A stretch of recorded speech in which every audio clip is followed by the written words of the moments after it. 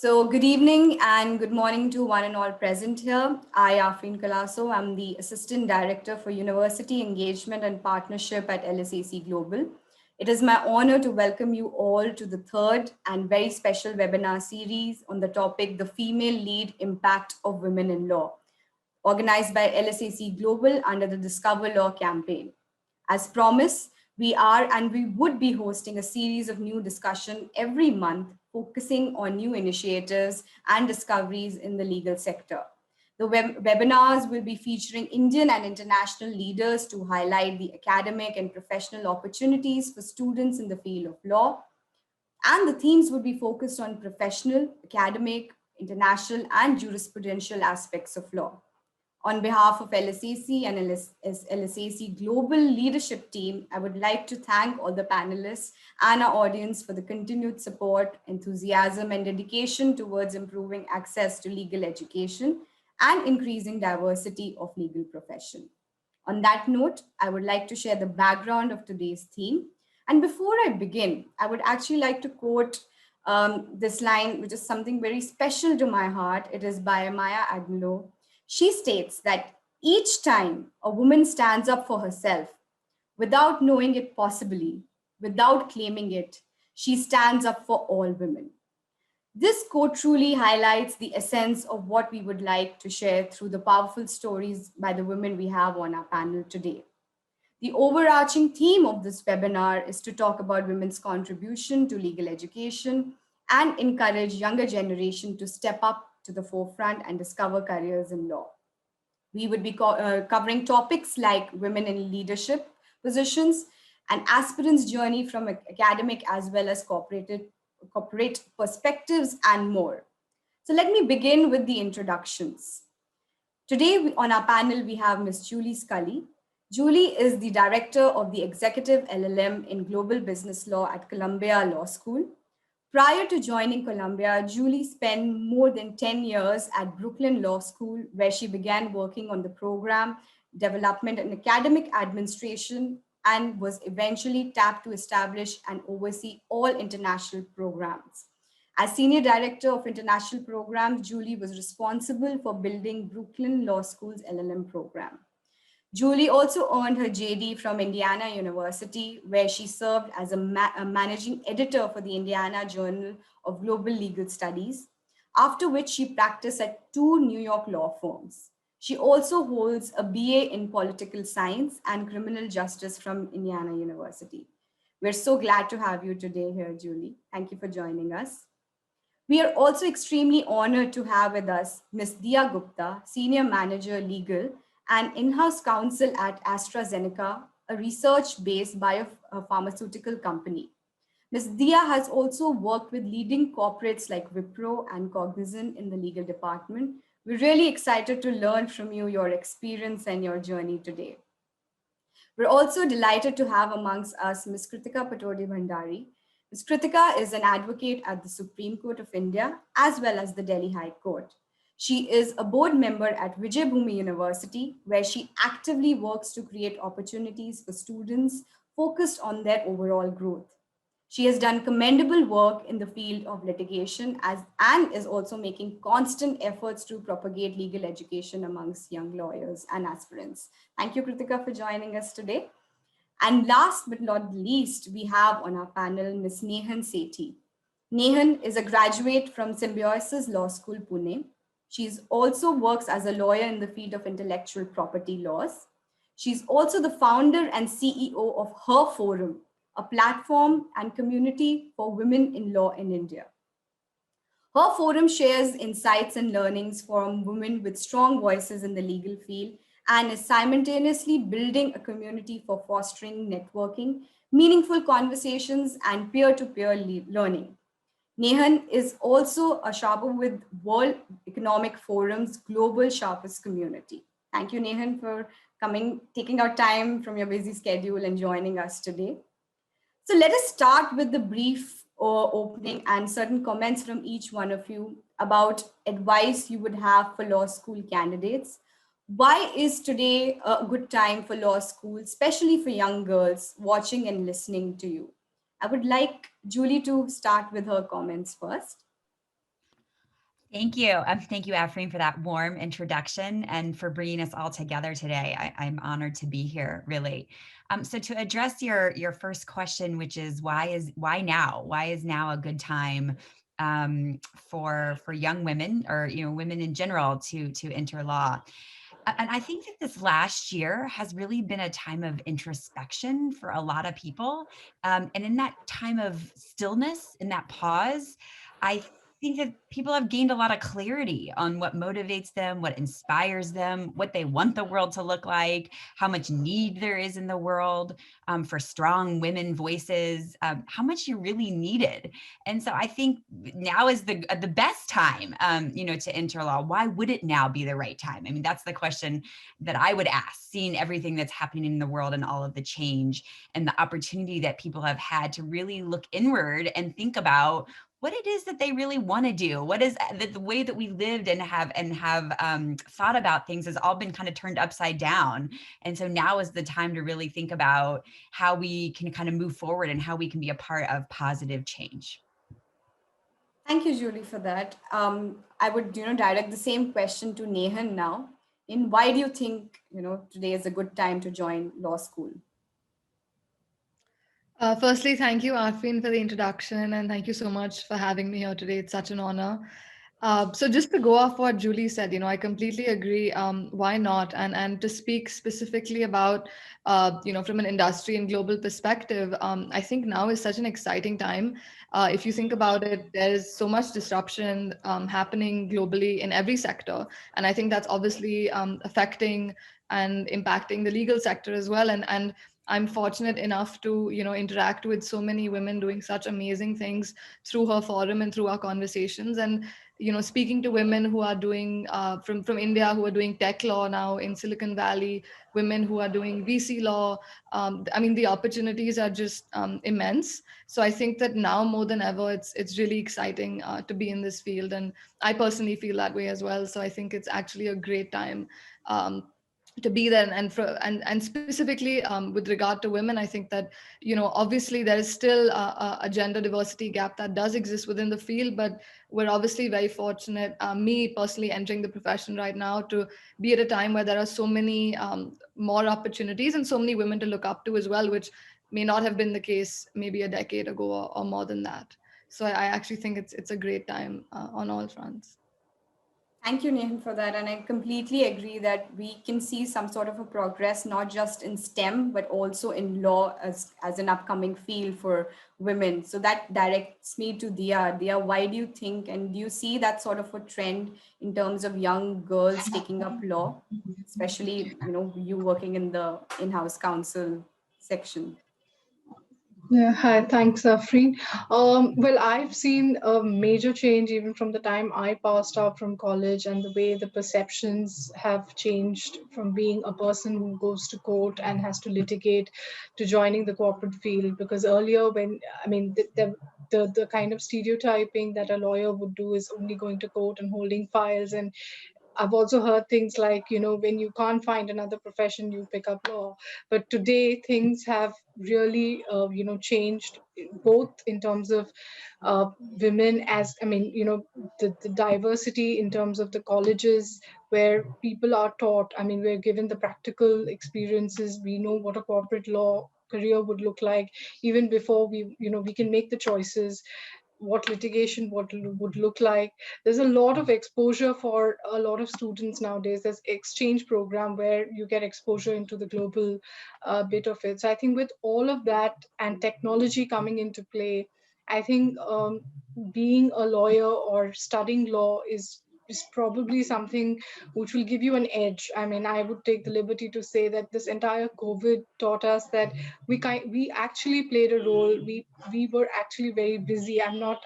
This is not saying that others weren't, but when there were disruptions, when there were things that needed to be taken care of in terms of cybersecurity requirements or anything, or data privacy, I think it was lawyers who kind of had to step up and really hold fort. So I believe the role has, it's kind of manifested into different directions, and all of us have opportunities, and it's, you don't really have to look into choosing the more traditional type of laws, you can do exciting things. There's media, there's a lot of things. And I mean, even in India, I'm seeing there's a spout of opportunities with startups. So I think it's an encouraging and interesting period to kind of be a part of this. Definitely, Dia. Thanks. I mean, you've given us an array of opportunities, which are there for law aspirants now. And, this really brings me to Kritika here because she's somebody who's been directly speaking to high school students in terms of, what inspires them. So, Kritika, you could let us know, why do you think students want to study law today? Thank you so much, Afreen, for this opportunity. So, I mean, always great fun to be conversing with LSAC Global in these fun and interesting conversations, and especially so this time because it's an all-women panel.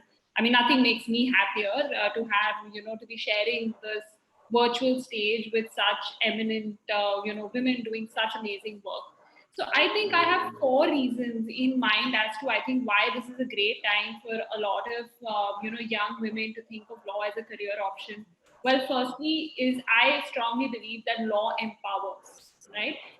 Generally, as a tool, just being aware of your rights, understanding how the regulatory framework of the country is, and just the kind of respect I feel lawyers, generally enjoy in our society. So I definitely think it puts you in an empowering position, and I think empowerment is key for us to propel our gender forward. Second, I strongly believe that when I interact with students nowadays, a lot of them are talking the language of wanting to create social impact. And that's a very positive trend that I'm seeing when I interact with students these days. So when you're talking social impact, I think no better like sort of area you should study, or rather discipline you should study, than law, because there's so much of opportunity for you to be able to create impact within the framework of the various tracks that are available to you after you complete your law degree. Third, I think law school in itself, and I think I'm taking off from one of my co-panelists here, just is a stepping stone to so many endless opportunities, right? So gone are the days, when we saw a very stereotypical role being attached to lawyers of them just being in court. I mean, now law has become a stepping stone to so many different things. I mean, you want to join the government, you want to do public policy, you want to start your own venture, you want to probably get into research. I mean, it's really endless. You want to become a consultant. I mean, it's definitely very different in terms of the kind of opportunities that are available to you that probably were not available earlier. So I definitely think that rather than thinking that law school makes you a lawyer, I think students need to shift their perspective and kind of understand that law school is about gaining certain skill sets, and those skill sets that you gain, be it critical thinking, analyzing, argumentative skills, advocacy skills, communication, research. These are skills that can actually open gateways to a lot of different professional tracks. So that's why I definitely think it's a great option, and definitely this is a great time to be in this profession. There's so many women who are doing amazingly well. So definitely it's become easier for all of us also who have joined the profession to be able to scale up the ladder in the profession. Thank you, Kritika, for that. And I completely agree with all the points you mentioned here, because when it comes to being a lawyer, I mean, law school does teach you in terms of an holistic approach, right? It adds to your skills, it adds to your advocacy skills, your mediation skills, how you need to behave, how you need to talk, how you need to get through like difficult and tough times. And I think a 5-year law school journey would definitely, help a student. And this also brings me to a similar question. Probably I would direct this to Julie, because I would want to understand, and here the participants would want you to share your journey from a practicing lawyer and then building this course of an executive LLM program. What prompted you to take that decision to attend law school?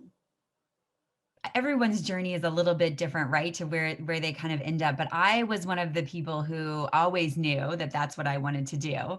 And that was in an effort to really make a difference, to effectuate change, which, to Kritika's point, there is so much power in the law. And I remember a professor from my law school days saying that on the last day of one of our classes, like just the power that you have as a lawyer to effectuate change. And I think that is really, that is kind of deep within, that is really a powerful statement, and you are powerful as a lawyer. And so that was, the reason I wanted to be a criminal defense lawyer. I wanted to make a difference. I wanted to uphold the US Constitution. So there are a lot of real, there was like I felt morally pulled towards the profession in a lot of ways. And then it was interesting that once I was in it, and that was from an internship that I did in Washington, D.C. at the Public Defender. And after I did that internship, I was in my undergraduate years, I was determined to go to law school. And then it was interesting as I went from a law firm doing structured finance to a criminal defense practice.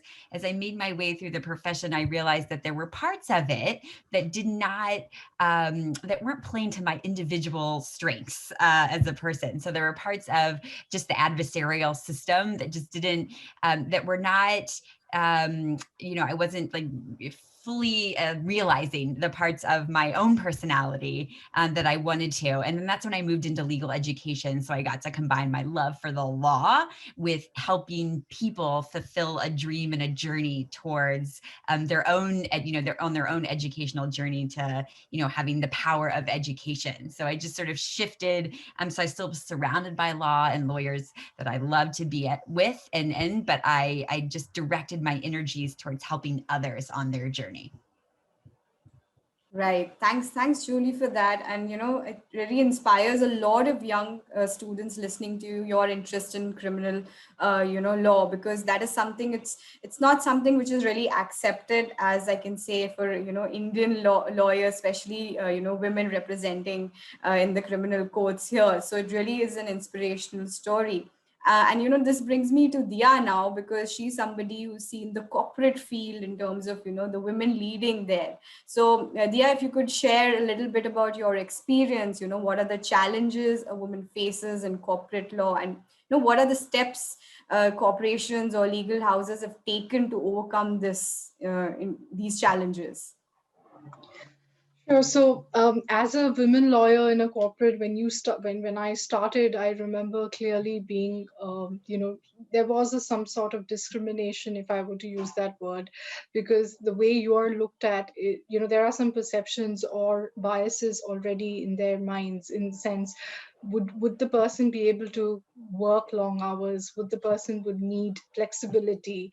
Those are questions that that sometimes when there's an interview happening and you probably narrate saying that you have a family to take care, the technical questions then divert to establishing whether you are able to do what you're supposed to deliver in your workplace.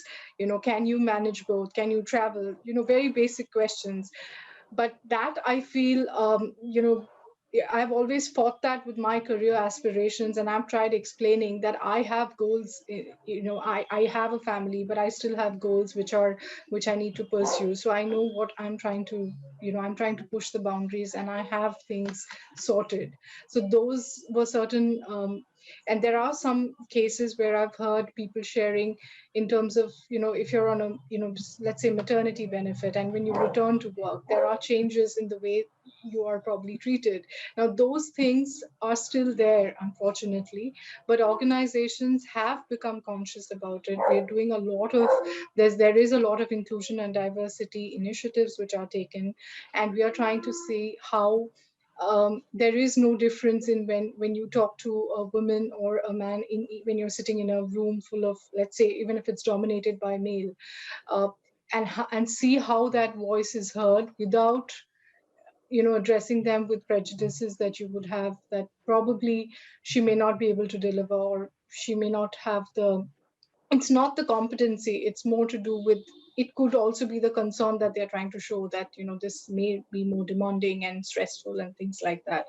So those are a couple of things, and I have personally felt that there are times that I've had to push a little more, even if it's a simple negotiation that I'm having.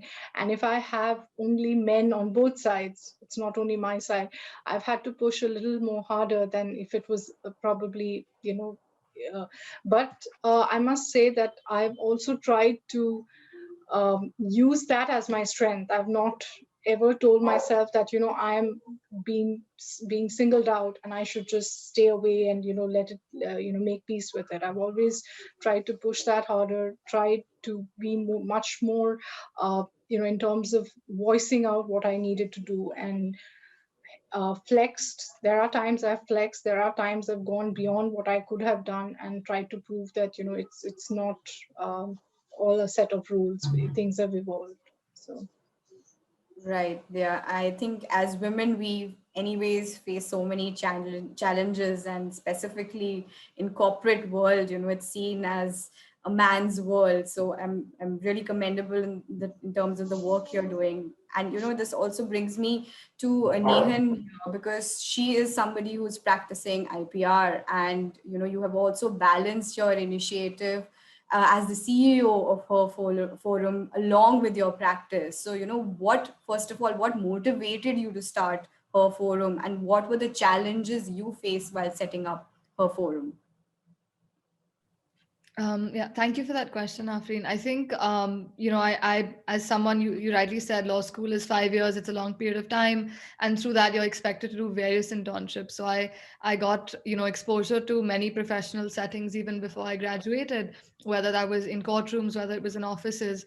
And, even though things are changing, there was a very, I did observe that very obviously. I was surrounded by a lot of girls in law school. I was surrounded by enough women at law firms, but if you looked at key positions at law firms, that's where you could really see the disparity. There was fewer women who were founding partners or senior partners or senior advocates even today. And I realized that, and I did read up about it a lot, and I realized that there are actually a lot of women doing amazing things, but I did feel that there was somewhere a lack of visibility or recognition at some level as well. And I also didn't see any really space or community in India for women to, connect with each other and help each other and have such a forum of sorts. And so, after graduating is when I decided to start this. And this was also, I think, the pandemic, which was, such a painful time for everyone globally. But in a lot of ways, it has played a role in businesses and passion projects and ventures. And for me personally, we now have a team of 5-6 girls who work on her forum as well, and we've never met. We've only ever met virtually, and now we're working as a team and building this together, and that has been so exciting. And so many other aspects of it that have played a role. I've to be able to reach out. As somebody who doesn't who's a young lawyer, so I don't necessarily have connections to senior women in the field, or anyone in my family who's a lawyer. So I did reach out to women, and I was lucky enough that, and I was fortunate that they resonated with what I was trying to do. And I think that, everyone on this panel as well is bringing up similar points. So I think women in this field do resonate with each other a lot, because it is common concerns that come out. So I was lucky enough that I had women who are, very inspiring, who agreed to come onto our platform and share their insights. And because of the pandemic, being able to do an interview with, say, somebody like Mrs. Zia Modi sitting in Bombay, or somebody like Mrs. Geeta Luthra sitting in Delhi, which otherwise I probably would not have been able to do that quickly in a normal world. So all of those things played a role, and we even do networking events with women lawyers all over India virtually. So we have women joining in from Jaipur, Ahmedabad, Bombay, Delhi, doing different things within the legal field, coming and networking with each other, which again, I'm assuming in a physical world would not play out the same way. So so we've been very fortunate that those things have worked out in our favor. But yeah, it was something that obviously I'm very passionate about, and working from home as well has obviously played a role in me being able to balance that along with my work as an IP lawyer. So that has been really interesting, and yeah, as I'm sure everyone agrees on this panel, there is a need for a community, and that's what we're trying to build, a community that can support each other, and that's what we're trying to do. Thanks, Nehan. And I completely agree that, as women, I think we are multitaskers. We can take up multiple things and handle at the same time. And that is what you are doing. And it's completely like commendable in terms of how you balance both.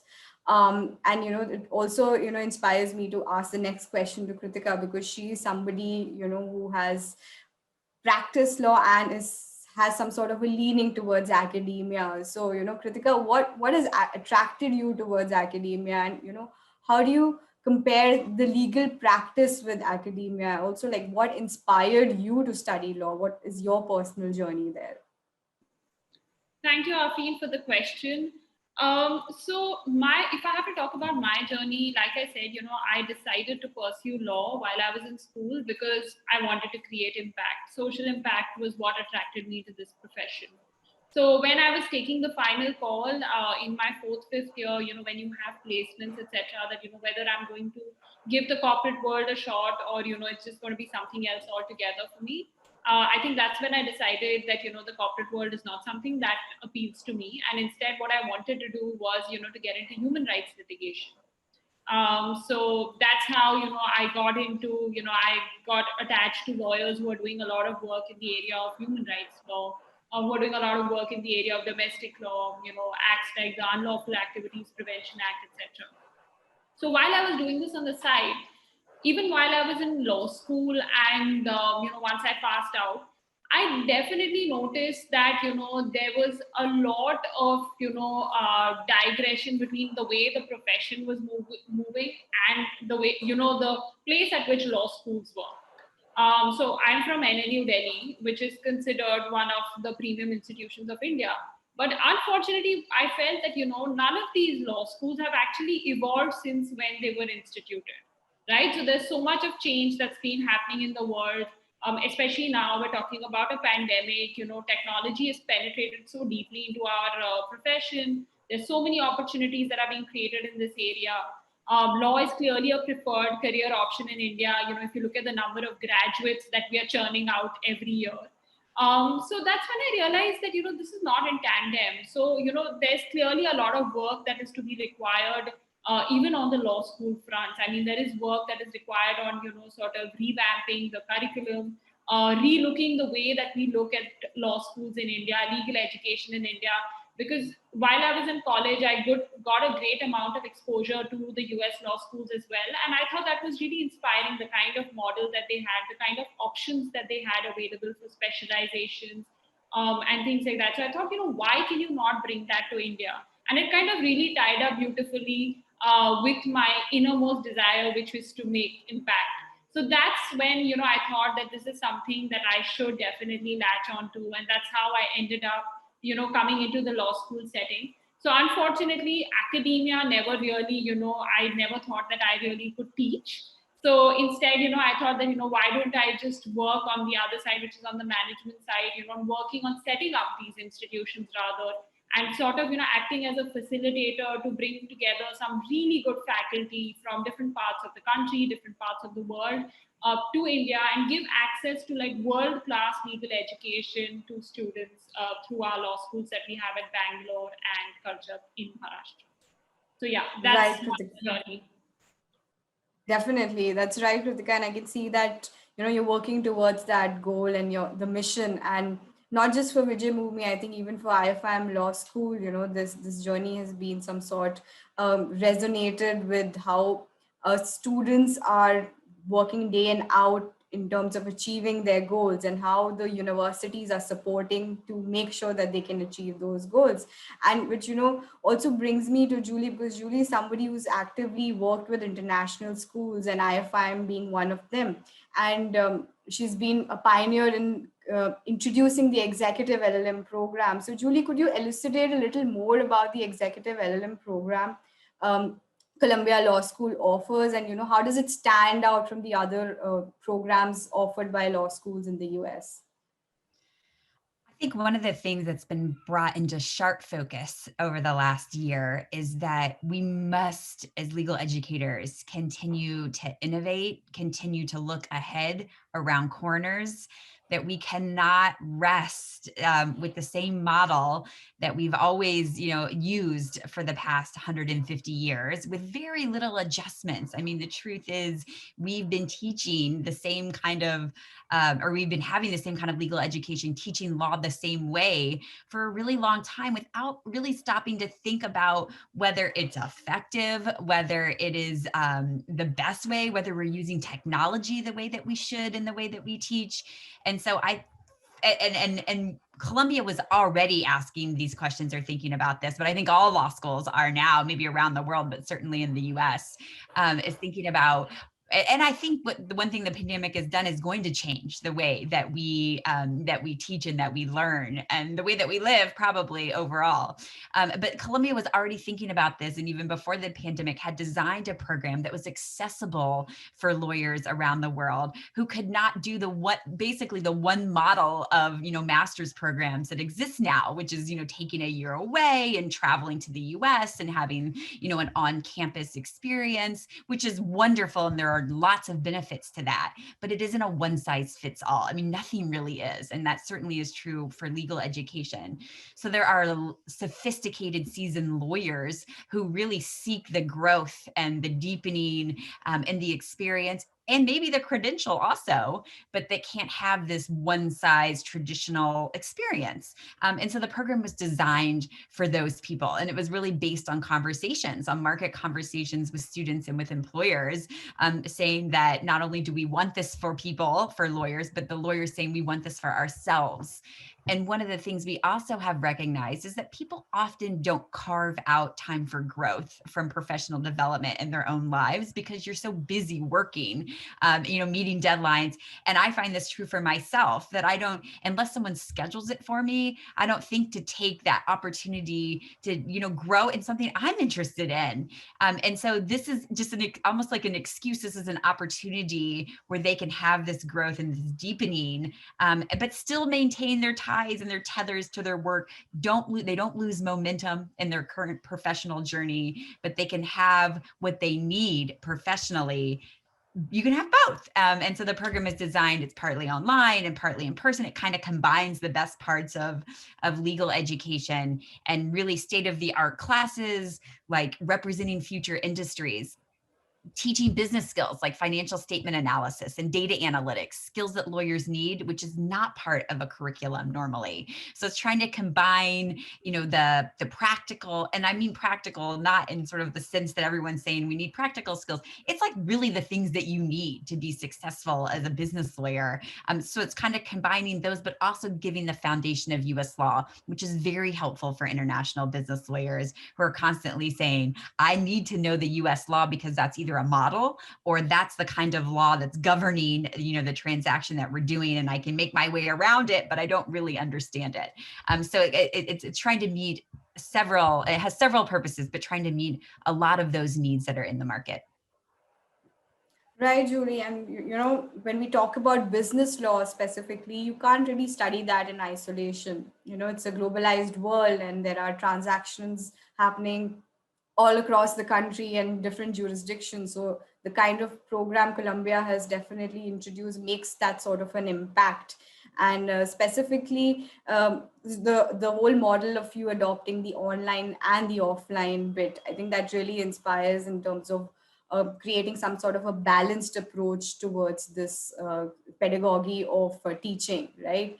And that brings me to the question, and I'll try to direct this to Dia here, because what the audience also would like to know is that there are so many women and studying law at this point of time, and there are women lawyers. However, we notice that there are lack of women leaders in top positions. So do you feel this trend is slowly changing, and are there any structural changes you can witness at law firms or corporates? Well, sadly, it is changing, but the pace at which it is changing is pretty slow, because right now corporates have realized that, at the C level or at the top level, the leadership opportunities are predominantly, held by men, and probably there wasn't a structural hierarchy or a, like a succession planning that was in place. But now all corporates have started having a succession plan in place. So now when you're a part of a team, you know where you go, as the next step. But the only flip side to it is there are, you have to go through your appraisal cycles, and you have to go through cycles which gives you your promotions, and that puts you on to the next grade. Now that still is very I wouldn't say that it's an unfair system, but it depends on your immediate manager and your supervisor. So there is a lot of people dependencies that is controlling that. So unless that kind of evolves and it becomes as a part of a system, or if it's like automated, or I don't know, I'm thinking probably out of the box, if there's an AI or something doing your evaluation for you, and it helps a person's performance for the whole year. If that evaluation system changes, then I think it opens up opportunities for us, because right now it's all perception based. It depends on what your manager or your super boss has thought about what you've done. So I feel there, the promotions or the opportunities kind of, we are at a back footing at times.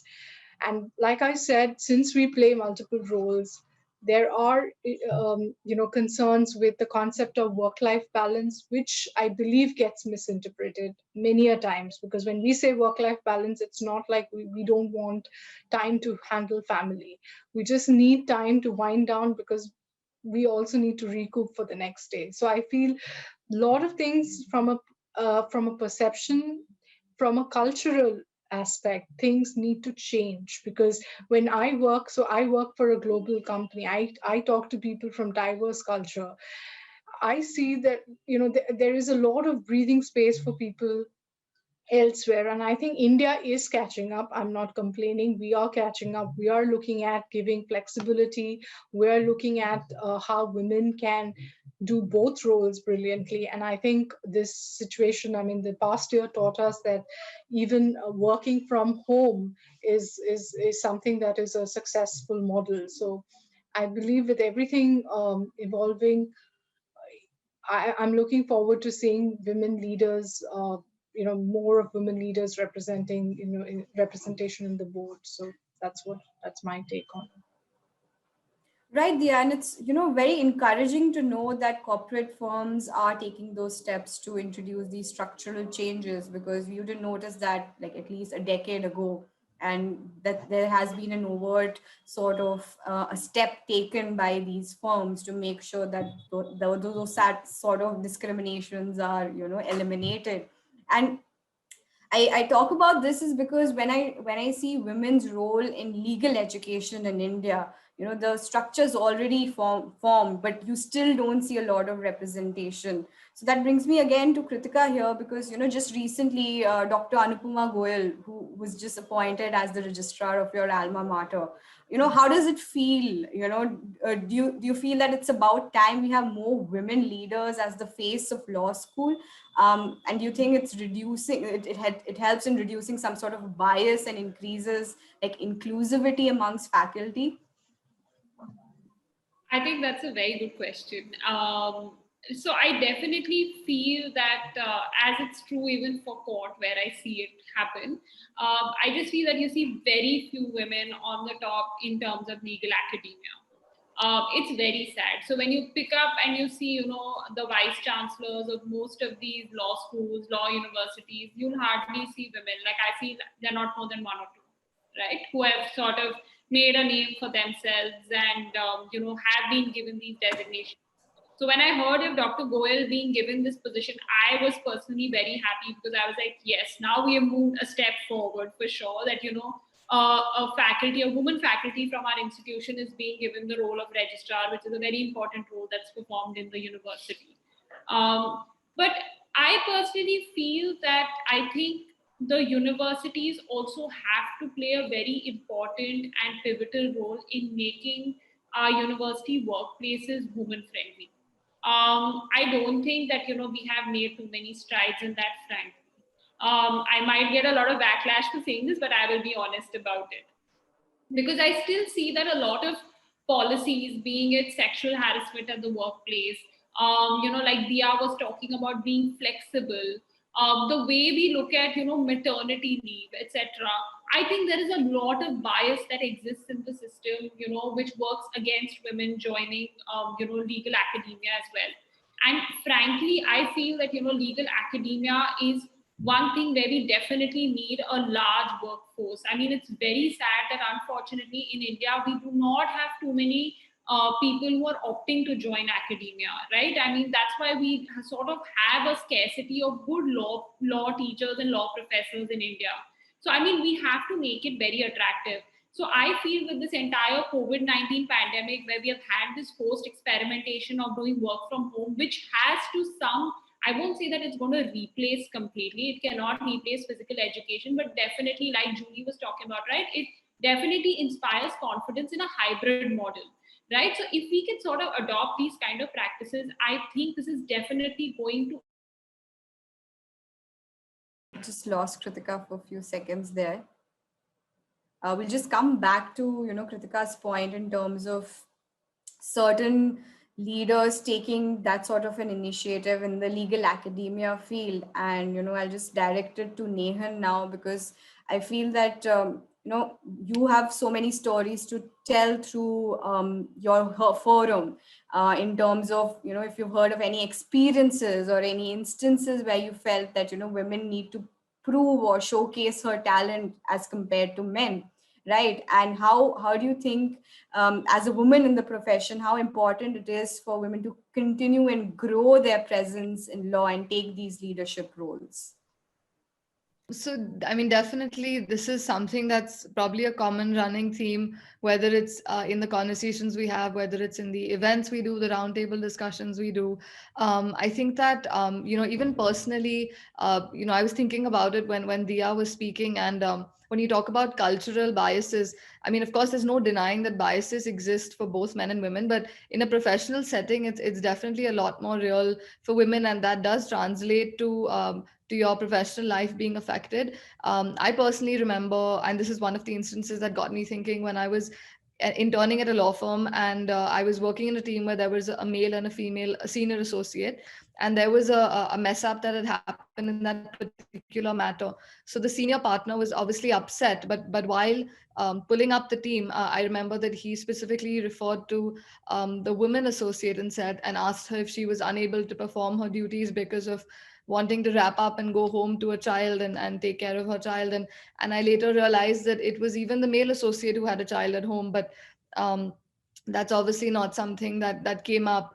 And so I think that goes back to the point about the cultural bias, and I'm sure this plays out in different ways, but this does end up affecting how you view your job and how much you can do.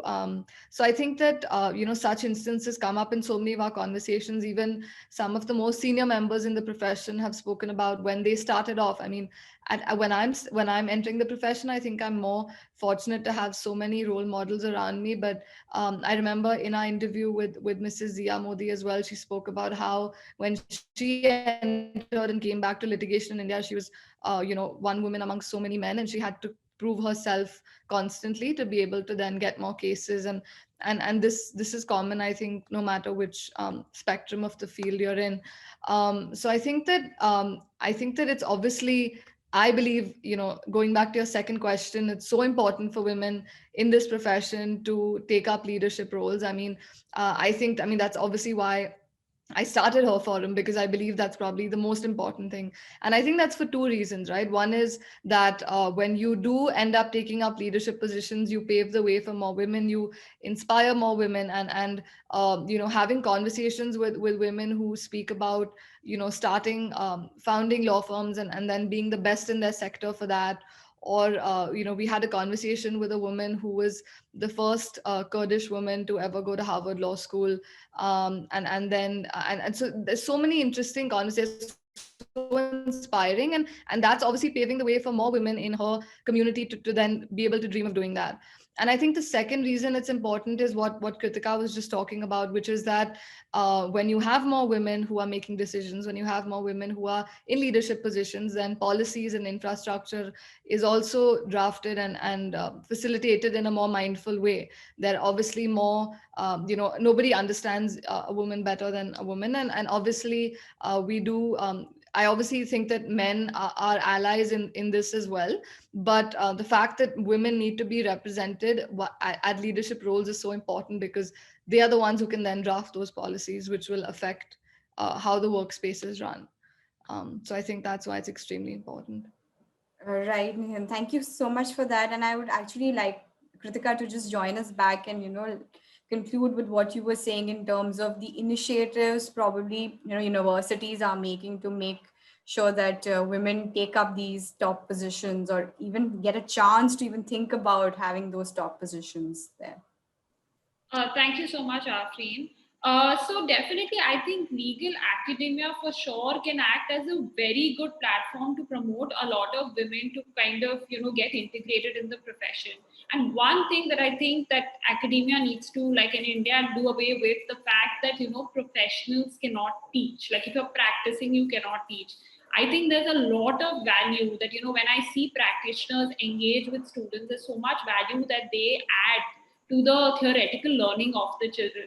So if universities, law schools are more open to the idea of like having like their faculty teaching virtually, or just having professionals also have like a part-time faculty job, I think that's going to open like a multitude of opportunities for a lot of women professionals as well as the men, and also is going to enhance the learning of students at law school, right? So it's going to be a dual purpose that is served. Second is the fact that now I am seeing that, slowly and steadily, at least in some of the national law schools, I'm observing this trend that a lot of, young like women who have just finished law are considering the option of getting into research and getting into academia. Now, when that is happening, I think this is the point where the universities have to step up in their game, because these are well qualified women lawyers who are backed by foreign LLM degrees. They have a great undergraduate degree, and also mind you, these are people who have gone through the 5-year degree program. So actually, if you see, a lot of our faculty have gone through a different kind of a program and they teach the 5-year program, right? So it's great to have somebody who's gone through the 5-year program to actually teach the 5-year program. So keeping that in mind, I think it's important that you start you are liberal enough to give administrative responsibilities to these faculty members as well. Somehow it so happens that the men kind of take all the administrative responsibilities, and I see hardly very few that trickle down to the women. So I think we need to make that extra effort of making sure that abled women faculty members should also get access to those opportunities, because that is going to be a very good example, and that's actually going to attract a lot of good talent into teaching as well. Because when you see people doing well in that particular path, as academicians, that's what's going to make it lucrative for other people to join in as well. So those were just my 2 cents on that particular question. Thanks, Kritika. And I hopefully, because you are an active member of the board, you could place these sort of suggestions at universities and represent and even talk to, the other LSAC Global Law Alliance members we have on board. I think this is something which we need to have an open dialogue about, having more representation, even in the admin, side of the universities, not just the teaching line of it, but taking up these important roles and responsibilities. Now, we're running a little off the time, and there are like various questions the participants have asked. So I'll quickly move on to these questions. So first being, this is by one of the anonymous, attendee. They're saying, what are the benefits of passing out from national law schools, and have all you passed out from them as well? Please share that. So I know on the panel, we have a mix in terms of, people studying from national law schools and non-national law schools. So I think I'll throw it open to Nehan first, and then probably Kritika can take over. So do you can share your journey, because you do not belong from the NLU tags there. So do you think there are any benefits as such? So regarding the benefits, since I wouldn't know, I'll leave that up to Kritika to share what the benefits really are. I guess I can speak speak about the flip side of it, which is what makes the difference.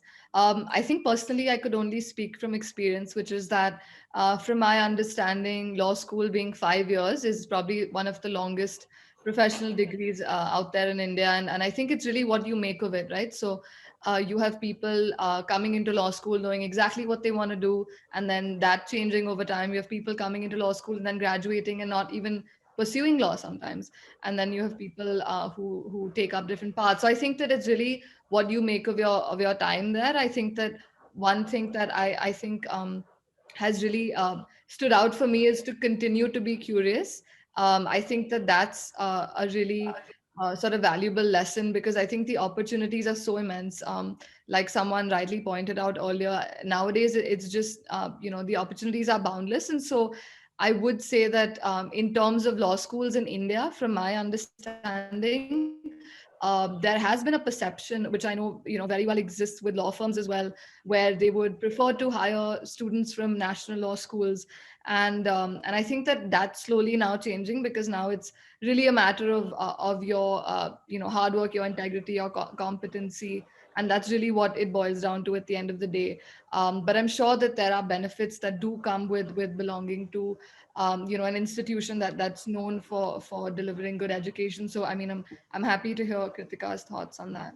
Over to you. Do you want to really burst this myth around NLUs and NLUs versus non-NLUs? I was sure you were going to ask me this question because usually which side I lean on. So firstly, I think it's important to understand what are the advantages and disadvantages, right? Personally, I feel the only advantage that an NLU gives you is the peer group that you have. Because students have come from a highly competitive exam.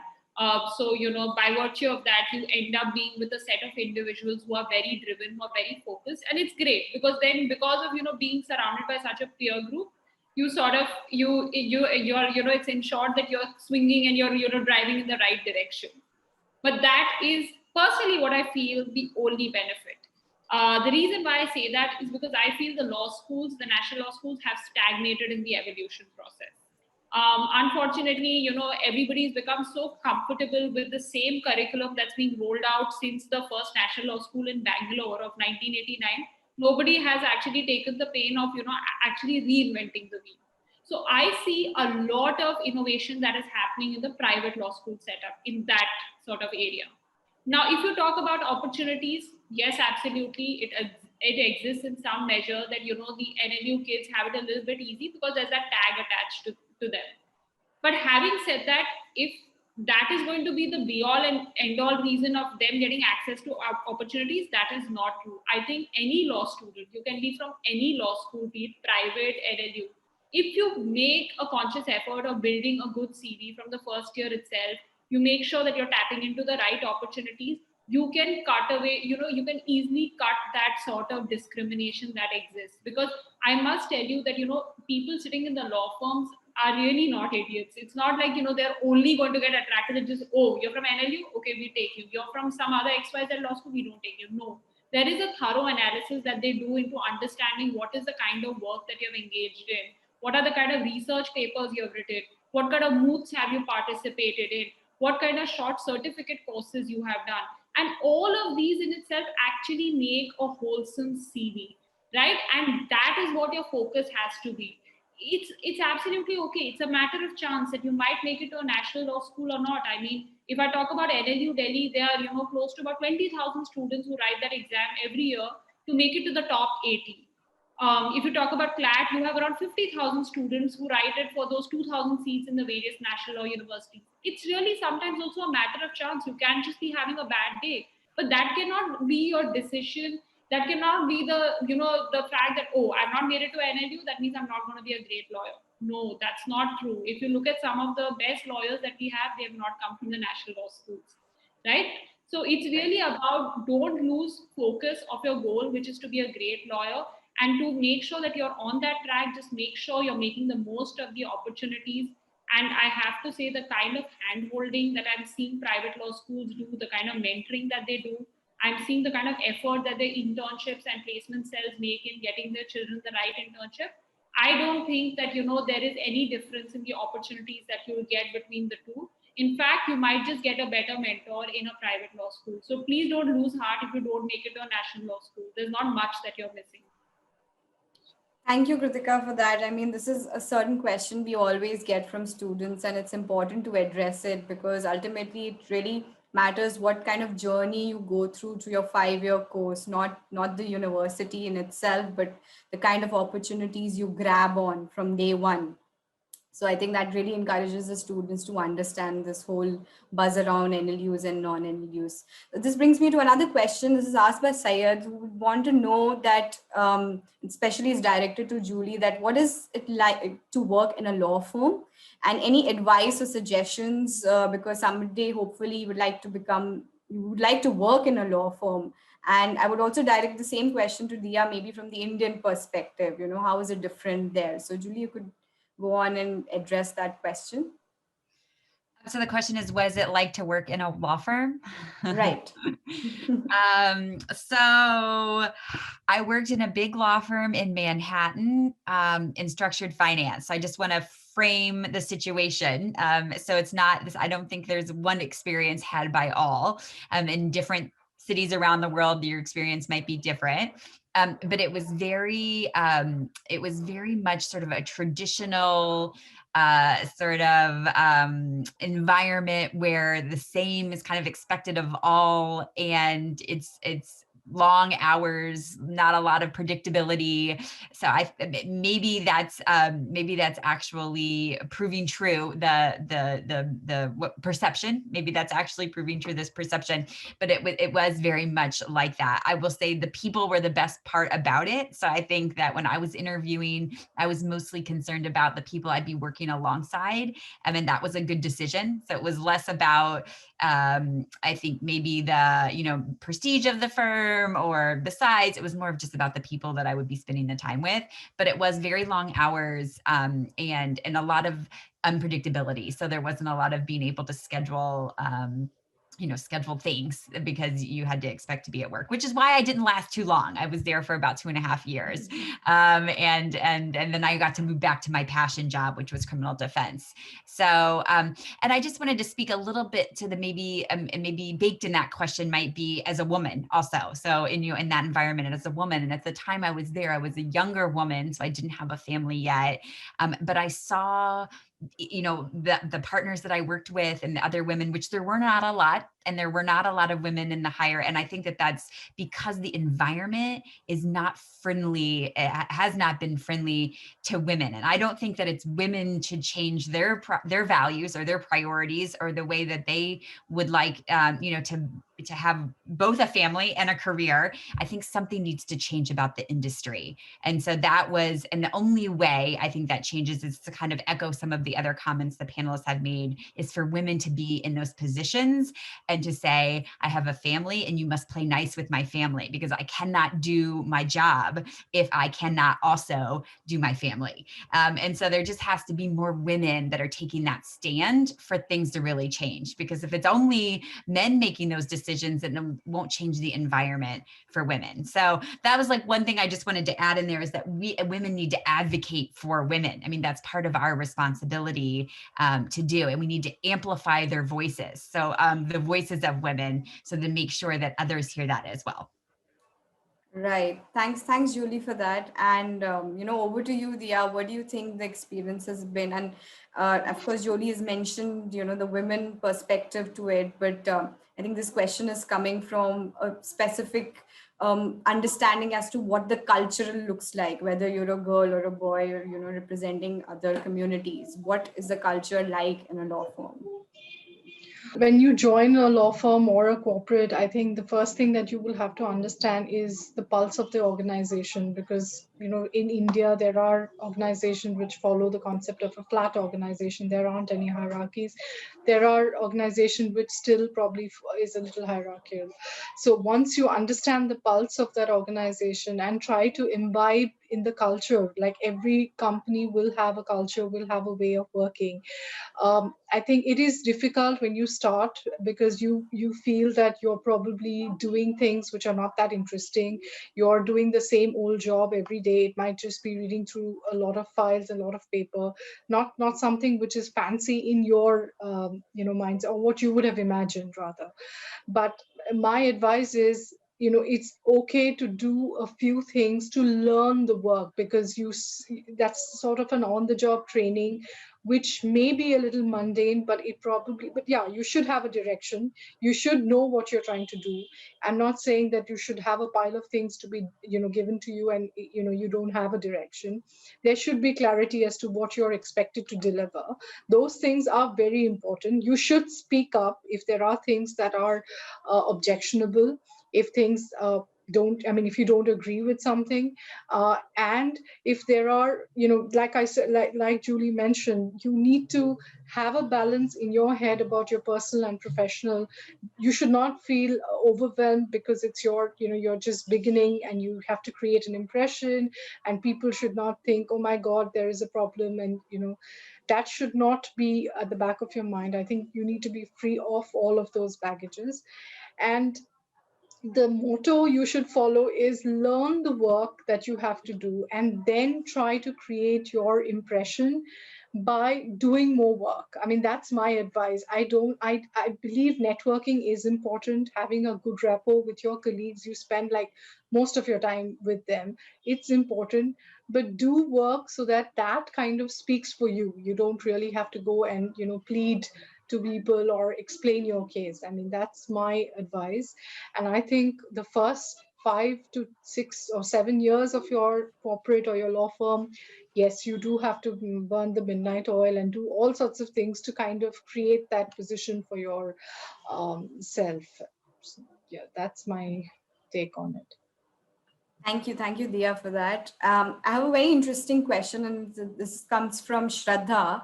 She would like to know that when it comes to legal profession, we see a lack of diversity and inclusion, women, and especially the LGBTQ plus community. How can law schools and law firms address this and open the doors for the LGBTQ plus communities? And I think this is open to everybody on the panel. I mean, one of you can just go ahead and address it.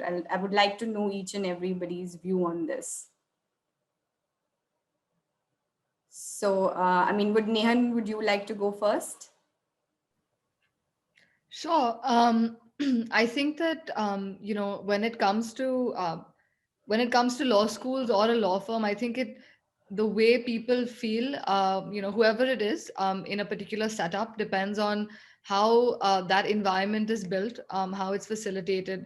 And again, I think that goes back to the leadership and the people making the decisions. So I think it's really important, when you talk about inclusion. I mean, we're here talking about how there is, steps being taken to make it more inclusive for women. And I think that the same should apply for the LGBTQ community. I think that even for them, I think that law firms are becoming more and more aware. We actually, are fortunate enough to be in conversation with a lot of firms who have now, I believe, set up specific diversity and inclusion verticals just to address this, and that's obviously a really good sign. But that's still very few who are taking it that seriously. And then the question really is that it's easy to set up these things and put these policies in place, but then is that actually trickling down to the bottom, and is that being implemented? So I think it's really important for that to be taken seriously, and then for law firms and law schools to measure if that's actually happening. How many people do you have within your office space? How many people do you have within your leadership positions that belong to that community? I think that will speak a lot for how much of an impact is actually being created. Right. Thanks, Nehan. And, I would like to know from law school's perspective. So, Julie, you could let me know what are the steps taken, say, by Columbia Law School or other law schools in the US to ensure that there's inclusivity and diversity in law. I was going to say this might have a very specific cultural bent to it. So, I mean, it may be more helpful for for the Indian law school representatives to speak to this, because I think it's a little bit maybe different culturally in the US. But, there's very much been a movement in law schools already to create I'll call it affinity organizations, but I'm not really sure that affinity is the right term, but, organizations where people who affiliate with different, traits or characteristics or lifestyles, whatever it might be, belong to these groups and have a real voice in the community. And that has been sort of a long-standing, already in at the university level, which are quite progressive. So, I think just creating space for those individuals, and I think to Nian also made this point, is to have people that are representative of those areas in leadership roles is also very, very important. And so there are a lot of programmings and events and organizations and groups, and I think that's been kind of a long-standing, or ongoing commitment by the university. And I mean, now we're really seeing that more with being anti-racist. So ours is more around racism. That's sort of more the latest movement in creating, more space, and programs are becoming anti-racist institutions. So that's where our focus at the moment is. But I think this might have a cultural piece to it that may be more relevant for, some of my other colleagues our panelists to answer. That's right, Julie. And I'll quickly divert this to Kritika here. Do you think law schools in India are taking that sort of an initiative? Well, Afreen, I think we are. So I think first thing that really needs to happen at a law school level is you have to have an open environment where conversations can happen. I think that's incredibly important. Right. So some of the things that we do, for example, is that we make sure that we have a lot of discussion forums where we discuss, topics which are related to access for people of the LGBTQ community, and also create a sort of a safe space. I think that's really important, like creating a safe space where people can express themselves. People are not worried even about coming out.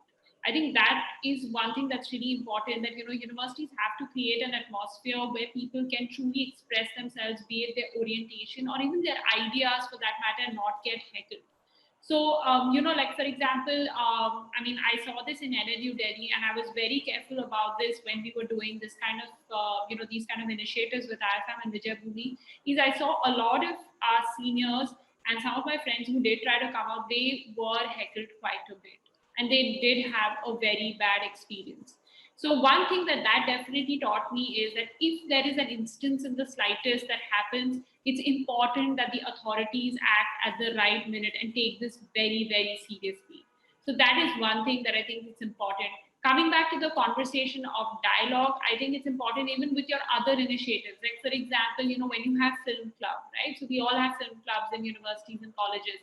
It's important that you pick certain kinds of movies, certain kind of documentaries that are also throwing light on these kind of issues, and then have like a breakout session after that where you discuss it, because only when you discuss it is when you start, changing the mindset of people.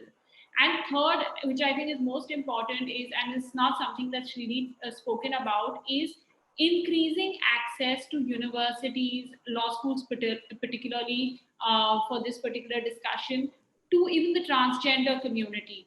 Unfortunately, in India, if you were to see, I think there was only till now, there's been, I think, one person from the community who, took admission in the National Law School, Bangalore. And I don't know where that there is, where are we on that as of now? But, just having this kind of a conversation, like with other, like it has to be a collaborative effort. I think the law schools also have to come together and have a conversation about, how can we make our spaces more accessible?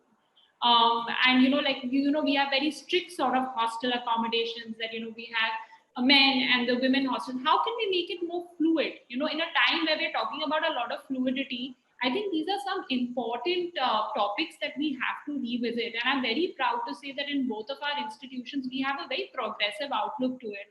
And I think this is important that, we all come together and talk about these so-called taboo topics so that, we really make education accessible to all and make it a pleasant experience for everybody. Because I don't think I can say this enough.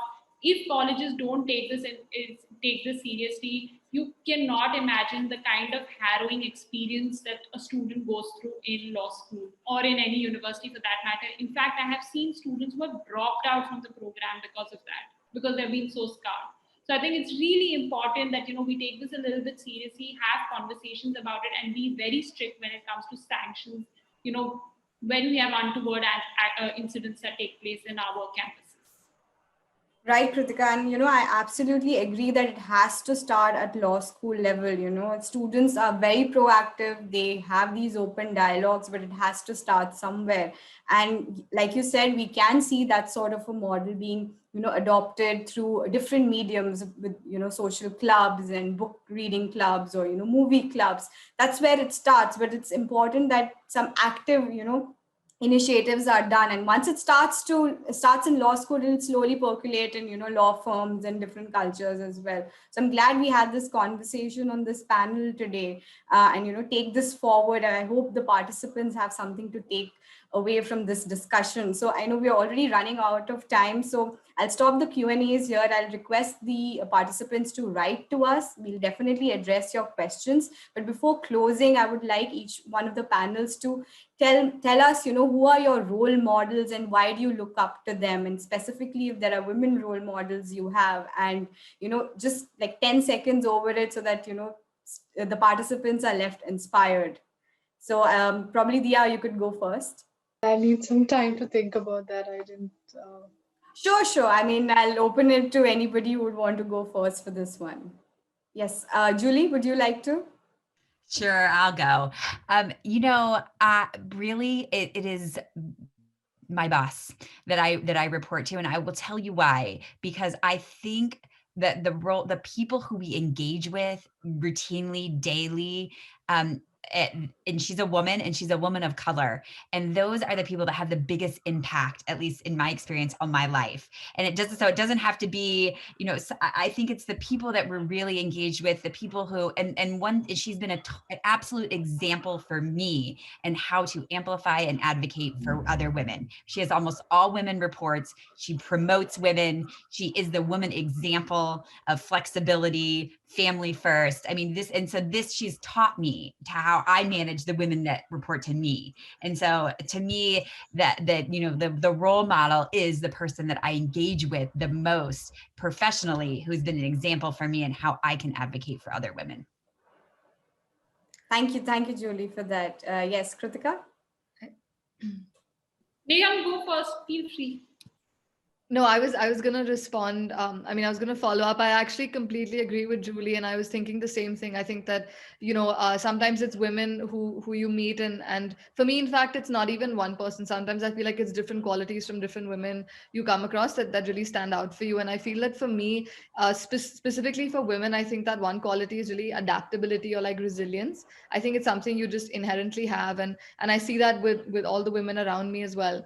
And I think that I just remember the other day I saw this video online of this woman anchor who was giving the weather forecast, and she's obviously doing it from home because she's working from home, and her child crept down below her and was holding her leg in the middle of the live forecast, and she just picked her child up and continued to smile and continued to give the weather forecast. And I think that that's like a small example of how women tend to continue to do and deal with whatever challenges it is with a smile, or just their daily job even, and I think that's so, like, I think resilience and adaptability is something that I really look up to and aspire to imbibe as much as possible. I think I totally agree with Nehan there. I mean, both actually, Julie and Nehan there. Because I think that, yeah, definitely a lot of my inspiration also comes from the people around me. And like Nehan said, I think, there are kind of different qualities that I sort of take from different people. And I definitely think, adaptability and the ability to evolve is something that I think, women generally top in. And the third thing that I think, which is very important, that's also the reason why I believe that women are very good administrators, is the ability to multitask. And I think that is something I've seen very effectively both in my mother and mother-in-law, the way they multitask. I mean, and also their communication skills are fantastic. Like usually I see, and not to stereotype here, but usually, I've seen the men in the family usually answer in like monosyllables, but women are great, communicators, and it's fantastic to see how they engage with like different kind of groups of people on a daily basis. So I think totally agree with both Julie and Nehanya. I think all the different women that we see or we even read about, historically have been powerhouses of energy. I think there's so much that you can learn and imbibe from each of them, and which can be implemented in our lives today. Right. Thanks, Kritika, for that. Yes, Dia, over to you.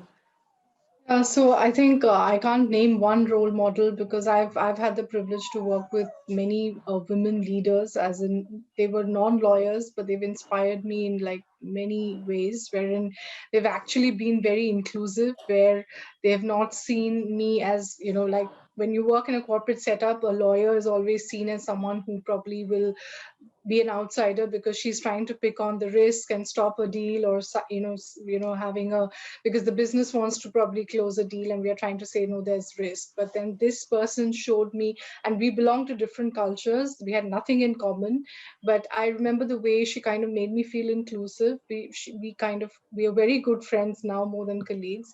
And she taught me how to speak up. And like every time I'm faced with a problem, or I kind of in a situation where I don't know, I kind of take her example, or I kind of take that inspiration, and I kind of put my point forward, and I don't really feel dominated and cowed down because I'm kind of doing a job, and I'm dependent on that. So that's an inspiration that I've taken. Thank you, Dia, for that. So, as closing remarks, I would just like to say that at LSAC Global, we are driven by a goal to expand, diversify, and strengthen legal systems in India.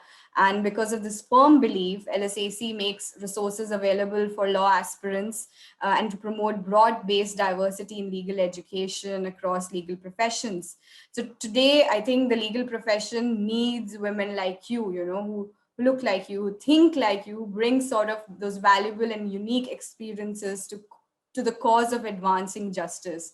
And at LSAC Global, we aim to bring law aspirants closer to their dream by becoming successful lawyers through the LSAT India examination. So a small announcement for the participants that this year, the LSAT India would be conducted twice in a year, one in the month of March and one in the month of June. For the March administration, the registrations are open and they close on 14th of March, and the test would be conducted on the 25th of March.